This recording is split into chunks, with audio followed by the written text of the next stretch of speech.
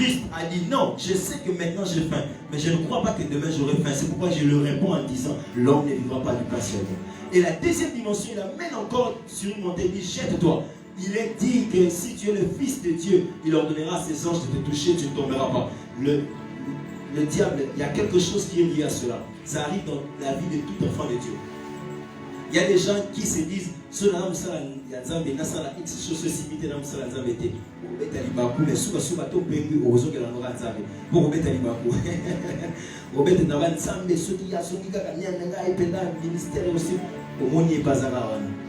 Amen. Ce n'est pas ça qui définit Dieu. Regardez, on a la puissance de Dieu réservée à la mission dans laquelle Dieu nous a demandé à accomplir. Christ savait sa mission, ce n'était pas de venir démontrer ses jetés pour être accueilli. Donc, malgré la toute puissance de Dieu, ce qui t'a réservé de faire, c'est ce qui t'a réservé. Ce qui ne t'a pas réservé, tu essaieras, tu tomberas. Même si tu vois les autres marcher rapidement sur un point, mais toi, si tu essaies, tu échoues.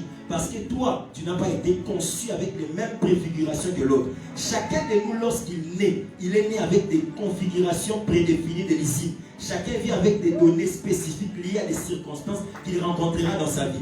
Lorsque tu imites les autres dans leur façon de faire pour définir si Dieu est avec toi ou pas, tu tombes certainement dans un trou dans lequel personne ne viendra te recueillir. Christ savait que si je me jette ici, Dieu ne m'a pas demandé que je vous enverrai le Fils de l'homme pour se jeter et être accueilli par les anges. Le diable, certes, tu demandes ce que Dieu peut, mais tu ne me demandes pas ce que Dieu veut. Dieu peut tout, mais Dieu ne veut pas tout. Parce que si Dieu voulait tout, on allait sortir ici, on allait trouver des amers. Tout le monde ici aime des amers et des jets. On allait trouver des hélicoptères ici, des places où les jets privés viennent se stationner. Mais si Dieu allait répondre à tout ce que nous demandons par sa toute puissance, aujourd'hui le monde allait être saturé. Si on regarde seulement vos désirs, elles sont contrastes. Parce que yo dit jet privé, bon, nous stationnons en soi. Dieu doit être un temps pour Dieu. C'est Dieu qui crée le temps de toutes choses. C'est pourquoi nous avons l'avantage dans les batailles d'avoir auprès de nous un Dieu qui est le maître des temps et des circonstances. On peut prier ce Dieu afin de changer les circonstances et les temps à notre faveur. Nous avons cet apanage, nous les chrétiens. Notre Dieu est le maître des temps et des circonstances. C'est la deuxième dimension. Malgré le diable vient te dire, Zamba pesa alibana na 12 ans, yo akonya peso na 30 ans parce que c'est comme ça qu'il a planifié. C'est pourquoi il n'y a jamais de retard dans les choses de Dieu. Parce que s'il y a des retards, c'est dans le chronos, pas dans le kairos. Parce que dans le chronos, les retards, c'est par rapport à ce que les hommes regardent. Mais Dieu ne regarde pas ce que les hommes regardent. Dieu regarde au-delà de ce que les hommes regardent. C'est pourquoi j'ai dit à un ami, comment tu peux défier un Dieu qui vit en même temps dans le passé, le présent et le futur pour lui montrer ce qu'il doit faire dans le présent? Mais c'est être bon, c'est être malade. Quelqu'un qui est dans le présent, dans le futur, dans le passé, tu veux lui dicter des pas dans le présent, comme si tu savais bien ce qui devait se faire. Lorsque Dieu te conduit vers un chemin, que ce soit dur ou pas, accepte-le parce qu'il connaît le futur. Amen. C'est pourquoi Christ, sachant cela, comment Christ a pu réussir à vaincre le diable? Parce que j'ai prêché ici une fois, Christ avait la vérité. La vérité que j'ai bien dit une fois, qui est la finalité. L'homme qui connaît sa finalité avec Dieu, le présent ne sera pas bougé par le diable.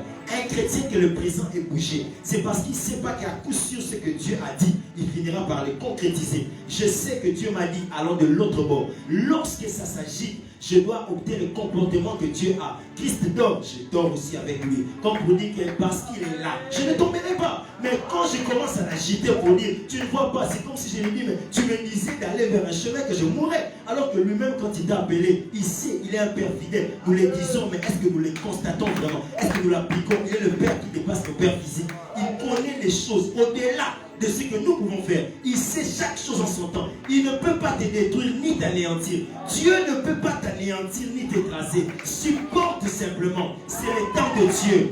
Dieu verra ce qu'il doit faire dans ta vie. Les hommes constateront par ce temps que Dieu a accompli quelque chose de surnaturel. Laisse que ta vie soit un évangile pour les autres. Dieu ne choisit pas des hommes pour leur bénir simplement. Dieu choisit des hommes pour faire d'eux des bénédictions. C'est différent. Laisse les hommes qui ont des bénédictions avoir des bénédictions. Toi qui es une bénédiction, tu dois traverser les vallées de l'ombre de la mort pour avoir maintenant l'onction qui coule et en face de tes adversaires. Mais il faut traverser. Les gens lisent ce passage. Quand je marche dans la vallée de l'ombre de la mort, je ne crains aucun mal. Mais quand on marche seulement dans la vallée, même pas de l'ombre de la mort, de l'ombre même de l'ombre de la mort, on commence à dire Dieu nous a abandonnés. Il dit quand je marche dans la vallée de l'ombre de la mort, je ne crains aucun mal. Car ta houlette et ton... Bizarrement, il dit ta houlette et ton bâton. Bientôt. J'annonce à quelqu'un qu'il y a quelque part où il fait beau. Où Dieu t'attend. J'annonce comme un prophète qu'il y a quelque part où il fait beau. C'est là que Dieu t'attend. À 32 ans, à 40 ans, à 50 ans, ce n'est pas les hommes qui les définissent, c'est Dieu qui les définit. Laisse-toi emporter par le temps de Dieu. Laisse les hommes faire les choses. Reste dans les temps de Dieu. Christ ne sachant a dit au diable, non, non, non, non. La troisième dimension que Christ a fait, c'est la dimension spirituelle. Il amène encore sur une haute très montagne. Il dit, regarde-moi ça. Tout ça est à moi. Ça m'appartient. Prosterne-toi, c'est moi ici. Et je vais te donner tout ça. Il dit, retire-toi, Satan. Il est écrit que tu adoreras seulement. Qui? Seulement l'Éternel, ton départ. Les bases de ce ministère. J'ai aimé. Je me suis dit, avant, je ne travaillais pas avec le cordon, avec mon père, comme il faudrait. Lorsqu'il m'a relaté la vision, c'est alors que je me suis senti où est-ce que je devais m'impliquer. C'est-à-dire, j'étais brouhaha, j'étais agité parce que je ne connaissais pas la vision. Quand j'ai vu la vision, j'ai compris en quel béquille je devais servir pour que dans sa marche, dans cette vision, que ça parvienne à la concrétisation. La vision étant l'adoration par les conquêtes. Christ a dit au diable, il a dit, tu n'adoreras l'Éternel que ton Dieu. Je l'ai dit à mes amis, l'adoration ne dépend pas du moment présent. L'adoration dépend de la vérité. Lorsqu'on commence à adorer, j'ai dit à mes amis, derrière une jeune sœur qui élève les mains et qui pleure, qui adore, il y a un je t'aime la nuit qui l'a fait du bien. Il n'adore pas. Escroc.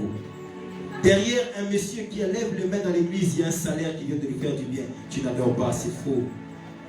Derrière un monsieur qui sourit à tout moment, il y a un cadeau qui l'attend demain. C'est faux, tu n'adores pas. Christ a regardé le moment présent. Il avait faim. Il manquait de tout. Tenté 40 jours, 40 nuits. Il n'a pas dit que non, je mangerai demain. Il a dit, je n'adorerai que Dieu. Même si je ne mange pas, je n'adorerai que Dieu. Les adorateurs ne dépendent pas des promesses. Les adorateurs dépendent de Dieu. L'amour de Dieu est inconditionnel. Qu'il me donne, qu'il ne me donne pas. Je n'adorerai que lui seul. Lorsque tu commences à définir ton adoration par les choses que Dieu te donne, ce n'est plus une adoration. Ce n'est plus une adoration. Christ n'a pas dit que j'attends une promesse, attends, j'apprends. Il dit non, je n'adorerai que l'Éternel mon Dieu. Que ça sombre, que ça bouge, que ça monte. Je ne changerai pas de ministère comme si je change de ministère. Je change de pantalon. Je n'irai pas chercher l'archipape pour m'imposer les mains. Je serai là où il me demande d'être. La plus pire des choses même que les gens ignorent. David était oint, l'onction royale, mais avec l'odeur de la brousse. Toi, tu viens être oint dans une église climatisée. Qui t'a dit que l'église climatisée qui donne l'onction climatisée? L'onction de David était dans la brousse, il n'y avait même pas les gens autour de sa famille. L'onction de ta vie, ou la réalité de ta vie, ne dépend pas simplement de l'instabilité que tu as, dépend de la constance de là où Dieu t'attend, où il te voit. Dieu voyait David dans les déserts avec cette odeur. Reste là. On vient, oh non, que de pouvoir ouvrir ma relation. Reste là, les relations viendront. Tu ne vas pas dans plusieurs églises pour chercher, oh non, Lucas chance à l'Ibal. C'est de la distraction. Amen. Amen. Reste là. Prions ensemble. Que ça gâte ou pas, on sera là. On adorera Dieu. Que je ne mange pas, on sera là. On adorera Dieu. Nous devons faire de l'adoration notre passion, notre envie première. Parce que l'adoration ne dépend ni de maintenant, ni de demain. L'adoration dépend de Dieu. L'adoration est qui il est. J'ai compris une chose qui était très puissante. Dans l'adoration, il y a un aspect. L'adoration, c'est comme étant un homme qui tient le miroir et qui présente à Dieu. Dans l'adoration, tu n'as que le miroir que tu présentes à Dieu pour lui permettre de se contempler lui-même. Tu permets à Dieu de se regarder, de s'admirer, de se dire voilà comment je suis. Parce qu'il n'y a que lui là, pas un homme, il n'y a que lui avec lui. L'adoration, tu lui renvoies son reflet. Tu lui dis, voilà qui tu es. Jésus, Dieu, n'arrêtera pas d'être Jéhovah Rapha parce qu'il n'était pas guéri. Il est Jéhovah Rapha. Enfin, les gens sont morts, les gens ressusciteront, ils partiront. Il est Jéhovah Rapha, ça ne dépend pas de nous, ça dépend de lui. Et quand on adore, on ne doit pas l'adorer en dépendant de nous, en dépendant de lui. C'est pourquoi vous verrez dans les églises, quand on dit la chaleur change. Mais quand on dit adore Dieu, on croise les pieds. Parce qu'on ne savait pas que l'adoration était la base de tout. C'était le socle de tout. Parce que le diable, pour parfaire, pour finir la chose avec Jésus, il a mis de la dimension de l'adoration.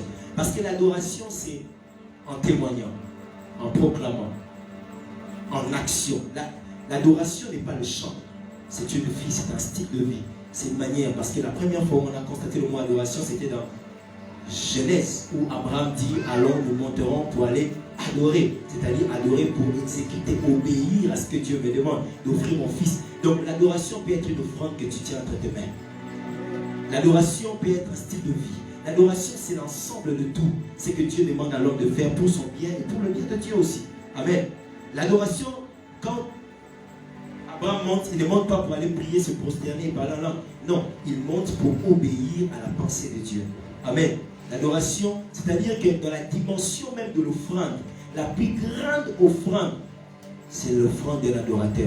Pas un adorateur de chant, de celui qui peut donner le seul et unique enfant qu'il a. Amen. Amen. Alors, je vais chuter rapidement. Je vais chuter rapidement pour dire un point très important. Alors, il y a quelque chose que le Dieu m'a dit. Dieu m'a dit, les problèmes des gens qu'Aïus, mon fils, retient, ne sont que des prétextes par lesquels je les invite à venir dans l'église. Alors, si toi, Gaius, prophète, tu prends les problèmes des gens pour en faire des bases sur lesquelles vous devez vous asseoir, sache-le que tu as un problème. Parce que quand j'invite Anne à venir au temple, je ne l'invite pas seulement à avoir un enfant seulement, mais à me donner d'abord, premièrement, mon prophète. Amen. Amen. Quand j'invite Anne au temple, c'est pour résoudre d'abord mon problème. Et le problème de Anne sera résolu dans mon problème.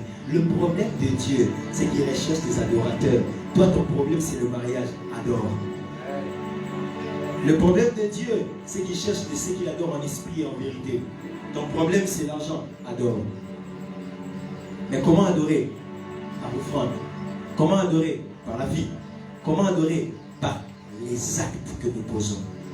Parce que même ce que Christ a accompli par la croix, il était obéissant jusqu'à la mort. J'ai précisé que l'adoration est dans l'obéissance.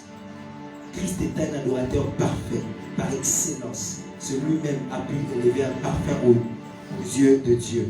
Alors, les problèmes des gens sont des prétextes. Il le prend, il crée un problème, mais c'est un prétexte. Il attire vers lui. Il crée un problème pour que l'homme vienne dans sa présence. Vous l'apprenez les bases et la personne repart. Vous allez voir aussi la veuve de Sarepta. Là, je touche maintenant en fonction de l'offrande. C'est là que moi je vais marteler. La veuve de Sarepta, on en voit. J'ai même précisé. Frère, est-ce que tu peux me donner un bon son, frère? Par le nom de Jésus. Amen. J'ai remarqué quelque chose avec la veuve de Sarepta. Quelque chose que j'ai répété avec mes amis. Dieu dit à Élie, j'ai ordonné à la veuve de te nourrir. Élie est venu. La veuve n'a jamais dit à Élie, Élie, Dieu m'a dit dans la nuit que je dois te nourrir. Mais regardez, lorsque vous êtes face à une vérité biblique qui vous concerne plus que votre voisin, sachez que votre esprit avait déjà l'information avant que votre corps n'entre en contact. C'est pourquoi devant une prédication, vous agissez de la même manière. Vous regardez comment qui va s'élever pour s'aimer alors que vous sentez dans votre cœur que c'est pour vous. Vous tomberez toujours dans l'habitude de l'ensemble et vous n'aurez jamais le Dieu de particulier. Parce qu'en ces temps-là, il y avait d'autres veuves. Mais pourquoi Sarepta? Pourquoi la veuve de Sarepta? Parce que son esprit avait capté un message. Lorsque Élie est venu, elle n'a pas résisté. Elle n'avait pas entendu Dieu clairement par une voix lui dire, mais elle savait. Dieu parle même par les convictions internes. Tu sais que je dois seulement faire ça. Dieu n'a rien dit que non, il y a une promesse liée à ça. Je sais que l'argent que j'ai là, je dois aller voir le cordon Manzana pour lui donner. C'est-à-dire, Dieu ne doit pas venir par un songe de sortie pour te dire, Dieu parle comme ça. La veuve s'est levée et a donné le pain qui lui restait. Il dit, donne-moi ce pain. Il y avait le pain qu'il avait, c'était un peu alia lelo, alia lobby akufa. Lorsque tu manges le moukokoli, attends-toi à la mort. Lorsque tu manges le moukokoli, attends-toi à la mort. Il y a des choses qui sont dans tes mains, qui ne sont que des semences, que tu dois retourner dans le sol.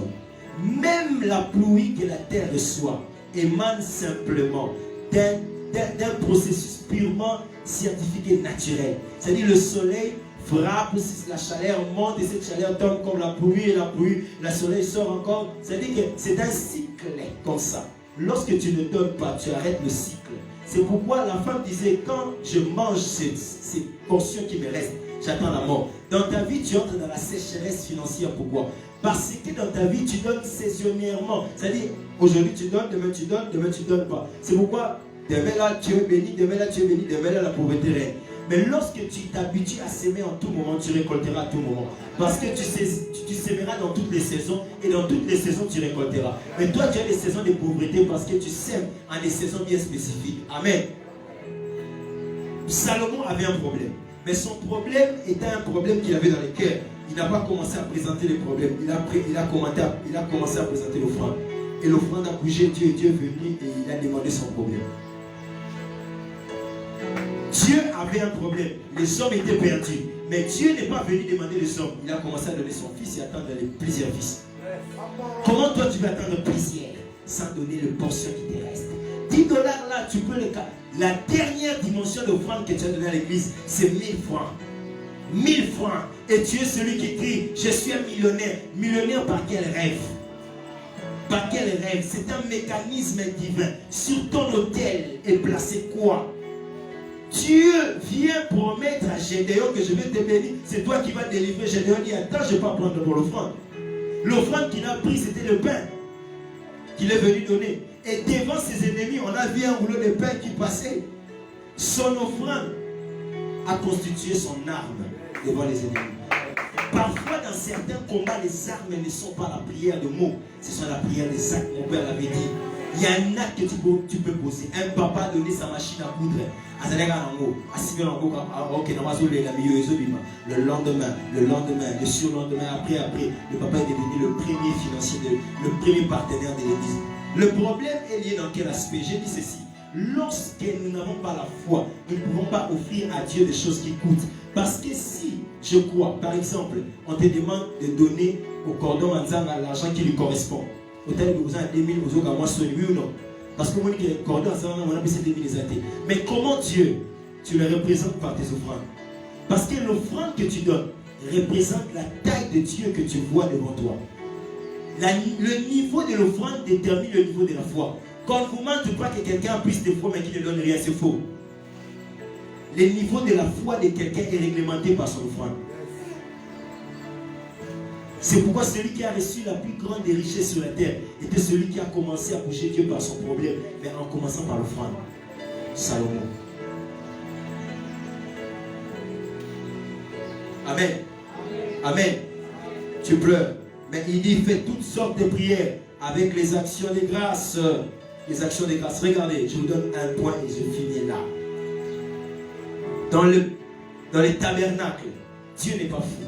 Il a donné la préfiguration de ce qui est dans le ciel. Il a constitué.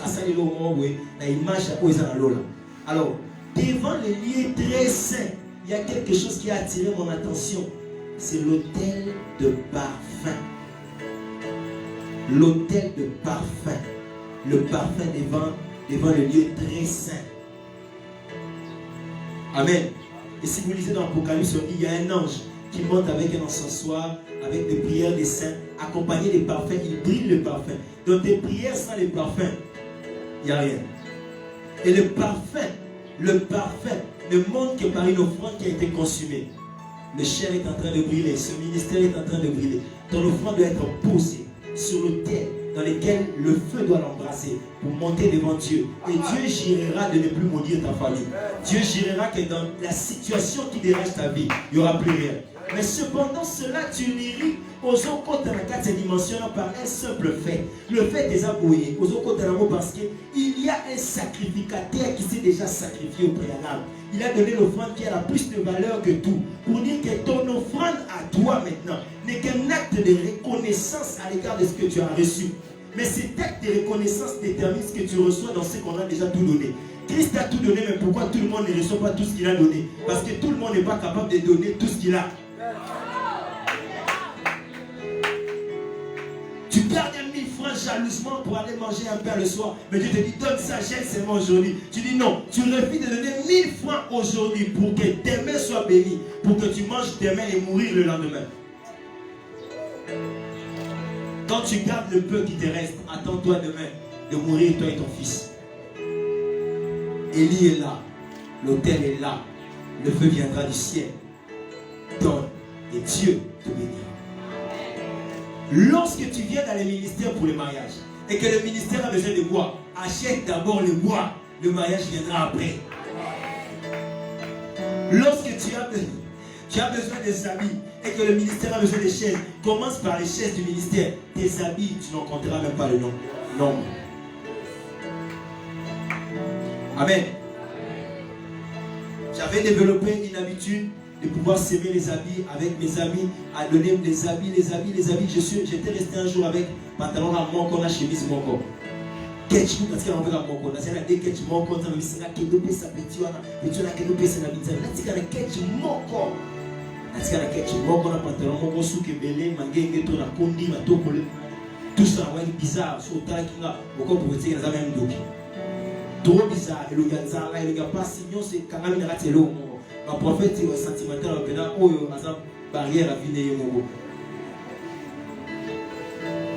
Mais un jour, je suis tombé sur quelque chose qui m'a donné la joie pour dire que ce qu'on sème, tôt ou tard, on le récolte. Tôt ou tard, on le récolte. Aujourd'hui, tu récoltes les choses que tu as sémées il y a 5 ans. Demain, tu récolteras des choses que tu sèmes aujourd'hui. Quand aujourd'hui, tu ne sèmes rien, demain, attends-toi à rien. L'autel est vide. Le feu descend que lorsqu'il y a un sacrifice. Il y a un défi dans ta vie, c'est là que je finis. Dieu doit répondre par le feu. Mais il faut que l'offrande soit présentée de manière considérable, de manière harmonieuse. Les prophètes à Baal ont prié. Mais quand est venu le tour d'Élie pour prier, il a d'abord reconfiguré l'offrande, il a replacé, il a réarrangé pour dire que ce qui mérite à Dieu doit être meilleur. Et il s'est attendu à un feu surnaturel. Tu attends que Dieu confronte tes ennemis. Il y a devant toi et tes ennemis un autel. Mais cet autel a besoin du feu pour prouver lequel de Dieu est le meilleur. Mais ton Dieu répondra par le feu. Si la taille de ce que tu as donné à l'autel correspond à ce que Dieu attend de toi. Dieu a des principes et des rigueurs. Il dit, vous n'apporterez pas des offrandes, des choses qui ont des défauts ou des choses qui sont mauvaises. Tu apporteras à l'Éternel la qualité de ce que tu as. Il portait un regard favorable vers l'offrande d'Abel et non de Caïn, parce qu'il savait que l'offrande avait la nature de ce qu'il voulait déjà instituer. Il fallait les sangs. Abel était prophétique. Et lorsque tu donnes des offrandes prophétiques, tu saisis la portion qui t'est réservée. Et lorsque tu saisis la portion qui t'est réservée, tu entres dans la destinée qui t'est réservée. Chaque destinée est unique. Elle exige une offrande unique. Tu te dis, j'ai une destinée unique. L'offrande doit être unique. Unique. C'est pourquoi pour qu'Abraham soit le père de tous, soit le père de la foi, il devait offrir le seul et l'unique qu'il attendit après des années. Lorsqu'il est monté sur l'autel, Dieu dit, arrête, ne tue plus. Parce que là en haut, quand tu donnes le tout, Dieu n'attendra pas que tu meurs. Dieu n'attendra pas quand tu as ton fils Isaac que tu pleures. Mais lorsque tu lèveras le couteau, tu donneras cette offrande. Tu attendras le lendemain pour mourir. Dieu viendra. Il dira, regarde à côté, il y a un bélier. Le Christ est là. Tu l'as provoqué. L'agneau de Dieu est là. Il te donne ce qu'il t'a déjà donné au préalable. Mais tu l'as provoqué par une offrande puissante. Il y a une offrande qui déclenchera ta destinée. Cette offrande est aujourd'hui. Tu la donnes en fonction de ta vie. Tu la donnes en fonction de ce que tu as. Tu la donnes en fonction de ta vie comme un autel sur lequel Dieu va répandre un feu. Un feu qui va épater tes ennemis. Aujourd'hui, tu vivras le surnaturel de Dieu en fonction de ce qu'il te demande de faire. Ne te dis pas qu'on a l'habitude d'entendre. Attention avec l'habitude d'entendre. Dans l'habitude d'entendre, Dieu peut venir là. J'ai dit un jour, Élie expérimentait dans la voix de Dieu, à genoux cherchant la pluie. Il a entendu le bruit, les tonnerres, le ceci et le ceci. Dieu n'était pas temps. Lorsqu'il a entendu un doux et léger murmure, c'est là qu'il a compris que Dieu était là. Parfois tu penses que la plus longue prière te donnera quelque chose, mais je te dis, une seule offrande. L'offrande peut déclencher ce que la prière ne peut pas mener. Abraham n'était pas parti 40 jours comme Moïse. Il n'était pas parti 40 jours comme Élie. Il est le père de la foi. Donc Élie et Moïse, nous sommes dedans. Parce que lui, il n'est pas parti pour demander ou prier. Il est parti pour donner. Ceux qui donnent deviennent les géniteurs de ceux qui demandent. Ceux qui donnent deviennent des géniteurs de ceux qui demandent. Ceux qui donnent deviennent des géniteurs de ceux qui demandent. C'est pourquoi Père, le Père entend dans les ciels. Il s'appelle Père parce qu'il a commencé à donner pour recevoir. Parce que tout ce que vous donnez, il n'a pas commencé à demander. Il a commencé à donner pour être le Père de tous ceux qui vont demander. Tu ne fais que tendre la main. Seigneur, donne. Mais qu'est-ce que tu as entre tes mains? Donne à Dieu. Moïse, qu'as-tu? Je n'ai rien qu'un bâton. C'est ce bâton-là que je veux. Ce bâton. Je veux ce bâton. Seulement ça, le bâton que tu as. Qu'est-ce que tu as? Je n'ai que ça, le $10 qui me reste pour aller. Je ne veux que ça. Seulement ça. Et je ne laisserai pas que tu meurs en n'ayant rien.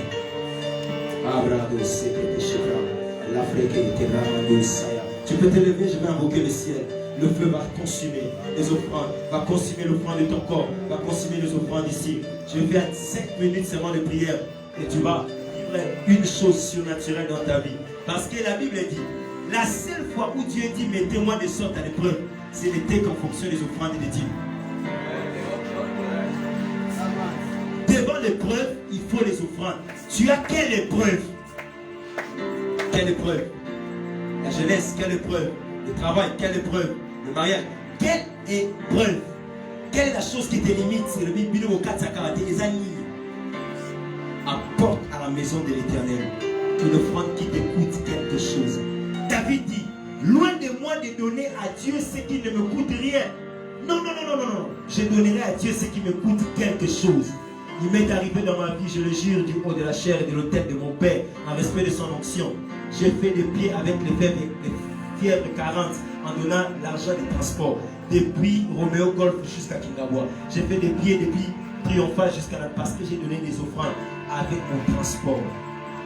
J'ai marché en 2014, je me disais Seigneur, un jour, aujourd'hui dans ma vie, je récolte aussi les offrandes de $1000 parce que ce n'est pas un fruit d'un hasard. Oui, la grâce est là, mais ce n'est pas un hasard. La grâce se développe, la grâce se cultive, la grâce s'approfondit. La grâce nous donne des bases sur lesquelles on dira, ce n'est pas à cause de l'offrande que j'ai reçue, mais l'offrande n'a fait qu'amplifier ce que tout le monde avait reçu. Tout le monde a la grâce, mais tout le monde ne veut pas grand, parce que tout le monde ne cultive pas la grâce. Dieu n'est pas injuste, il donne à tous de la même manière. Mais si nous ne recevons pas de la même manière, c'est parce que nous ne donnons pas de la même manière. Ce que tu donnes aujourd'hui détermine ce que tu récolteras demain. Aujourd'hui, c'est la maternité de ta gloire. La maternité de ce qui te coûtera quelque chose. La maternité de quelque chose que tu redoutes tant. Les choses que tu as tant entendu par la prière, tu le provoqueras aujourd'hui par le point. La dernière des choses qui me montre, et cet esprit ne cesse de me dire cela. Il me dit, Monsieur Gaius, regarde mon fils Abraham, je lui ai donné une promesse. Mais quand je passe auprès de sa maison, il me saisit. Il était sensible pour voir que lorsque ces hommes passent, c'était les dieux. Il dit, venez manger s'il vous plaît. Venez manger, venez prendre seulement. Lorsqu'ils ont pris, ils ont confirmé que ce que tu avais reçu sans délai a un délai.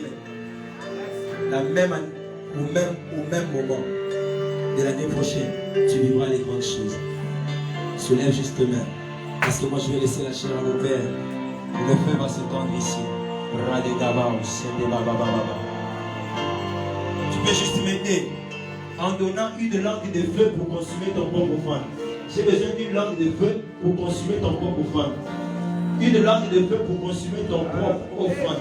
D'abord qui est ton corps. Et l'offrande de l'argent, l'offrande de biens, l'offrande en nature sera aussi consumée. Commence à monter 5 minutes simplement.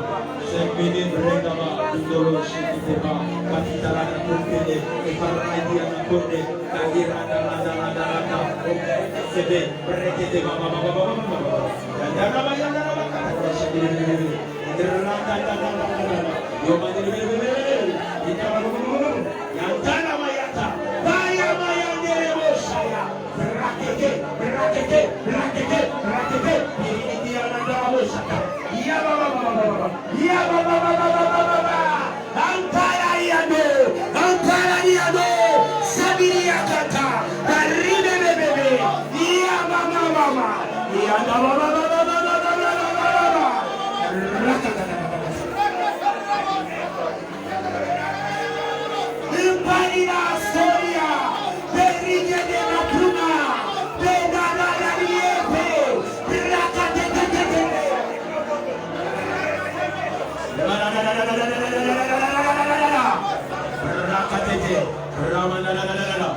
Il y a un bélier qui est pour vous.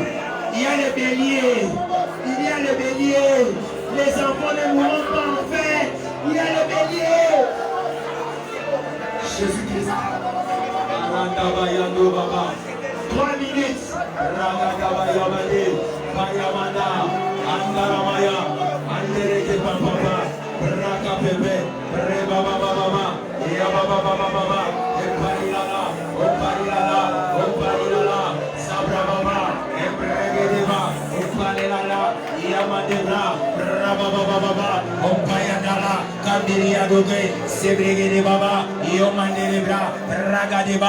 Ma dernière prière, elle est celle-ci. Avant de laisser mon père, lève juste tes mains maintenant. Lève tes mains. J'ai compris une vérité qui dit ceci. Devant chaque hôtel, il y a un nom. Il y a une mémoire. C'est-à-dire derrière chaque hôtel qu'on bâtissait, il y avait les mémoires, il y avait des noms qui symbolisaient cet hôtel. L'hôtel qui est ici, l'hôtel qui m'a établi, c'est l'hôtel de la paix de mon père, Christian Manzanga. Je lève ma main, tes mains levées à ma direction. Je fais une seule et unique prière. Depuis que je commence à faire ce genre de prière, je sens un feu terrible. Ciel et la terre, entendez ma voix.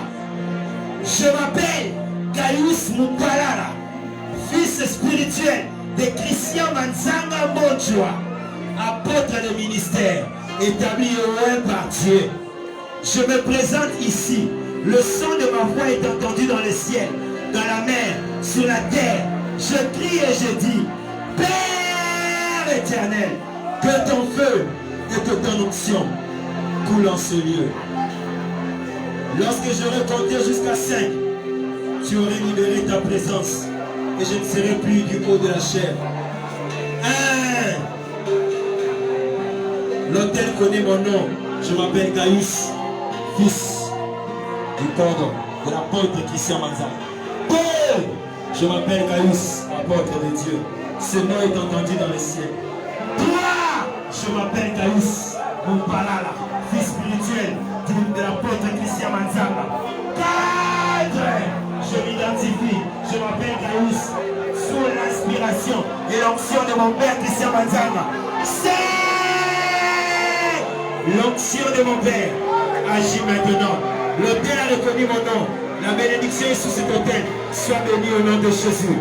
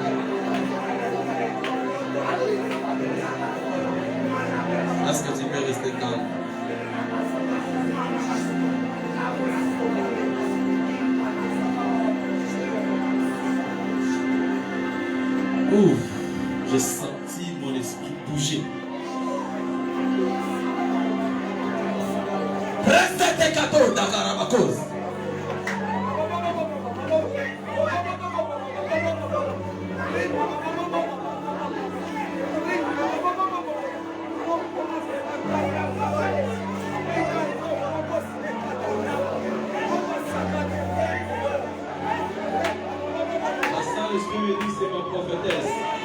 Cette femme ici.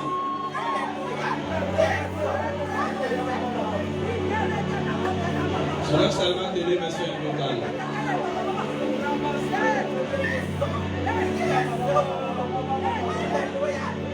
Une forte grâce prophétique sur vous, maman. Avec l'autorité que Dieu a déposée, si la prophétesse est la juge, Déborah.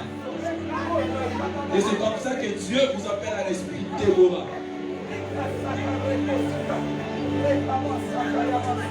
Mon frère, c'est que les gens soyez calme. Soyez calme, mettez-vous.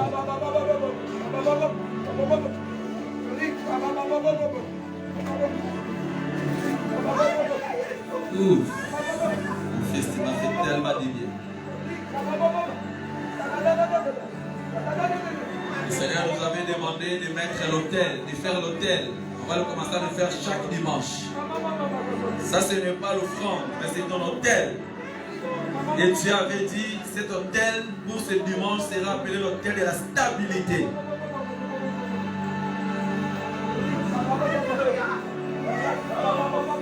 Je devant moi le panier. Prends ton autel.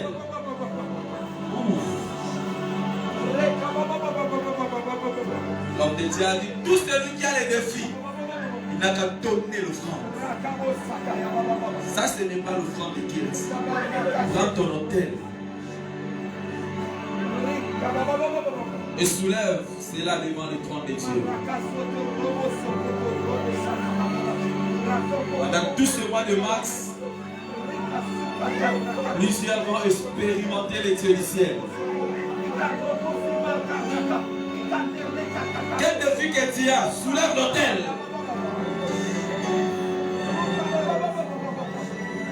Si le mois de mars sera 4 dimanches, c'est ce qu'on fera pendant 4 dimanches. On viendra en sérieux dire que Dieu m'a visité.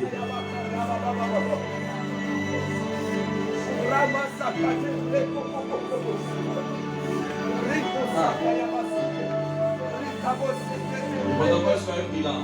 Commencez à avancer avec vos enfants.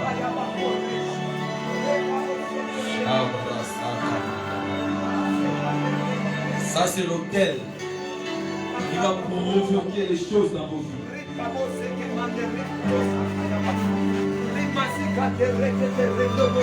Cette stabilité, l'on t'a cherché.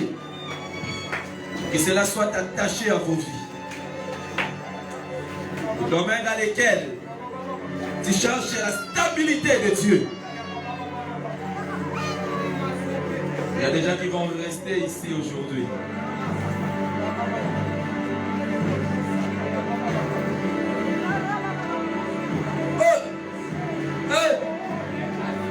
Sylvie, va te mettre sur ma chaise.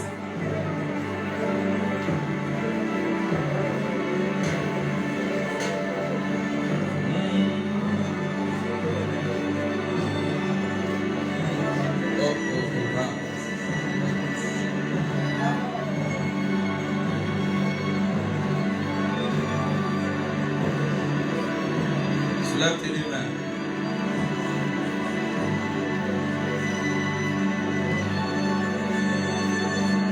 J'ai expérimenté ces choses.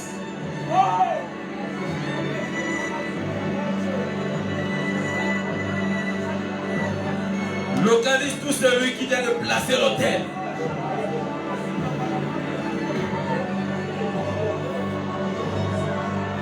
Qui qu'elle soit.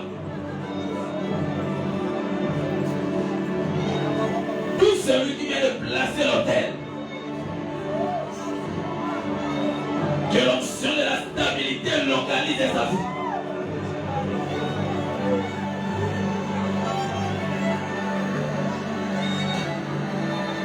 Le Dieu de mon apostolat,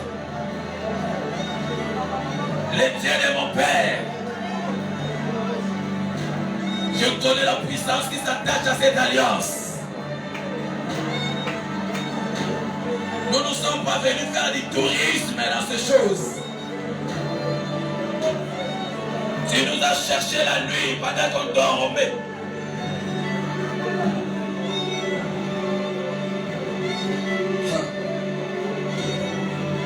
Que la stabilité entre dans la vie de tout celui qui a placé la main pour placer l'offrande de ce séparés. Tu sais bien localiser les domaines dans lesquels que chacun a placé son hôtel et il cherche la stabilité.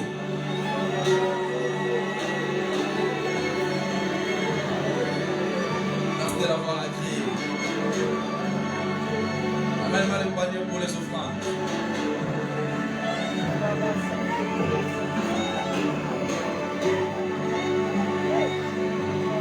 Oh.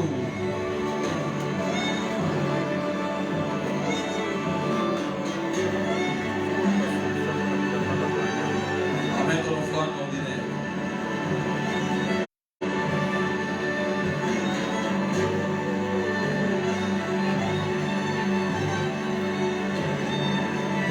La manière de donner à Dieu détermine la manière dont tu considères ton Dieu.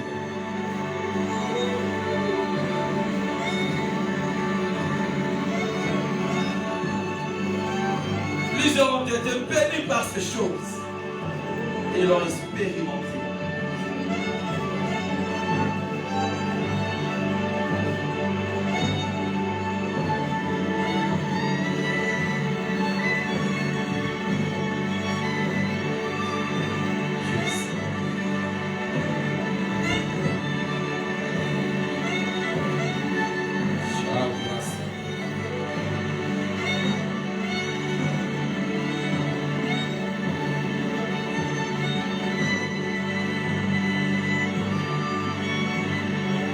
Sanctifie ces offrandes.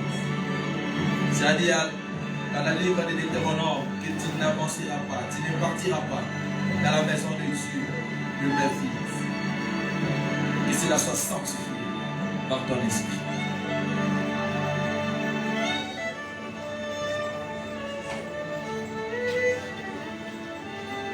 Maintenant, soulève tes mains.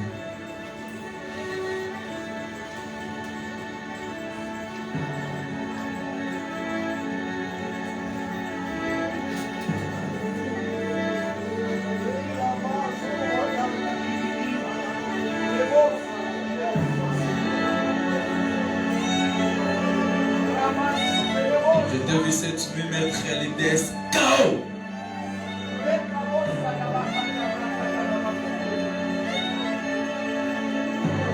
C'est ici que tu mettras KO tous ceux-là qui sont combattus et qui combattent tes enfants, Seigneur.